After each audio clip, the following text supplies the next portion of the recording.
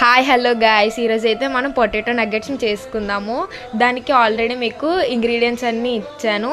ఈ ఇంగ్రీడియంట్స్తో మనం మంచి పొటాటో రెసిపీని అయితే చెప్తాను మీకు ఎలా చేసుకోవాలి అని. ఫస్ట్ మనమైతే పొటాటోస్ని తురుముకొని పెట్టుకోవాలి. తర్వాత ఒక 1 స్పూన్ కారం, 1 స్పూన్ కసూరి మేతి, ఇంకా ధనియాల పొడి, బిర్యానీ మసాలా మీ ఆప్షనల్. ఏ అయితే స్పైసెస్ వేసుకోవాలనుకుంటున్నారో అవి ఏమైనా వేసుకోవచ్చు. తర్వాత ఒక 4-5 స్పూన్స్ ఆఫ్ ఆనియన్స్ని చాప్ చేసుకొని వేసుకుందాం. ఇందులోని అన్నీ వేసేసుకున్నాను ఇప్పుడే. ఇంకా తర్వాత దానివల్ల మనకి యూజ్ చేయలేదు. తర్వాత 1 టేబుల్ స్పూన్ జింజర్ గార్లిక్ పేస్ట్ని అయితే వేసుకుందాము. తర్వాత 1 టేబుల్ స్పూన్ ఆఫ్ సాల్ట్ని అయితే వేసుకుంటున్నాను. మళ్ళీ తర్వాత కావాలంటే వేసుకోండి.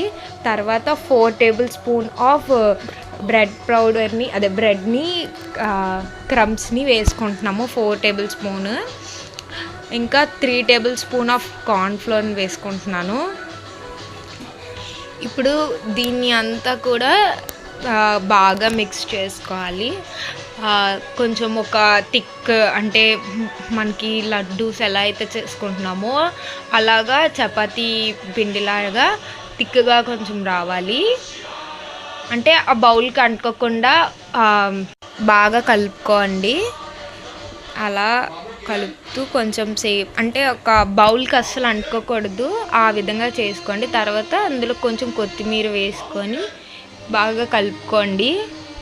కలుపుకున్న తర్వాత దాన్ని మీకు ఏ షేప్లో కావాలంటే ఆ షేప్లో తీసుకోండి. నేనైతే ఇక్కడ నగ్గెట్స్ అని చెప్పాను కాబట్టి నగ్గెట్స్ షేప్లో దాన్ని అయితే నేను హ్యాండ్స్ యూజ్ చేసి చేస్తున్నాను అన్నమాట. అలా మీరు ఇవన్నీ కూడా చేసేసుకోండి. ముందే చెప్తున్నాను, ఆ బౌల్కి అంటుకోకుండా ఉన్నది ఎలా అయితే ఉందో అలానే మీరు చేయండి. ఇప్పుడు నెక్స్ట్ ఒక 2 టేబుల్ స్పూన్ కార్న్ఫ్లవర్లోని సాల్ట్ యాడ్ చేసుకొని అండ్ పక్క నుంచి ఒక గిన్నెలో బ్రెడ్ క్రమ్స్ ఉంచండి. తర్వాత ఇప్పుడు ఆ పౌడర్లో వాటర్ మిక్స్ చేసి బాగా క్రీమీ కాకుండా వాటరీగా మిక్స్ చేసుకొని పక్కన పెట్టుకోండి. ఇలా పక్కన మిక్స్ చేసుకొని ఇలా చేయడం వల్ల మనకి ఆయిల్లోని ఆ పొటాటో చేసుకున్నవి అంటుకోకుండా ఉంటాయి అన్నమాట. అండ్ క్రంచీగా కూడా ఉంటాయి.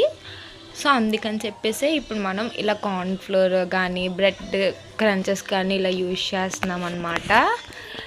సో అది కొంచెం అలా నార్మల్, ఇప్పుడు నేను మిక్స్ చేస్తున్నాను కదా, సేమ్ దానిలాగే వాటరీగా మిక్స్ చేస్తే చాలన్నమాట.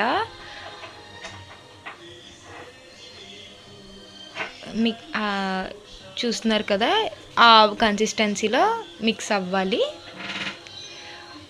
ఇప్పుడు అవి అందులోని ఒకసారి ఆ కార్న్ఫ్లోర్లోని కోట్ చేసుకొని బయటకు తీసేసిన తర్వాత ఆ బ్రెడ్ క్రమ్స్లోని అలా అంటే మరీ అంతగా అంటుకోకుండా అలా నార్మల్గా పైన కోటింగ్లా అంటించేసి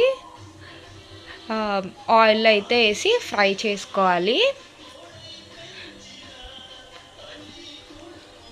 ఓన్లీ నార్మల్గా కోట్ చేసుకుందాము, మరీ ఎక్కువ కోట్ చేయొద్దు. ఇప్పుడు ఆయిల్లో వేసుకొని మనకి గోల్డ్ కలర్లోకి మారేంత వరకు మనం ఫ్రై చేసుకోవాలి. ఇగోండి మీకు చూపిస్తున్నాను కదా, సేమ్ అలానే ఆ కలర్లో వచ్చేంత వరకు ఉండి ఫ్రై చేసుకొని తీసేసుకోవడమే. అలానే అన్నీ కూడా నేను ఫ్రై చేసేసుకున్నాను అన్నమాట. మీరు కూడా ఫ్రై చేసేసుకోండి.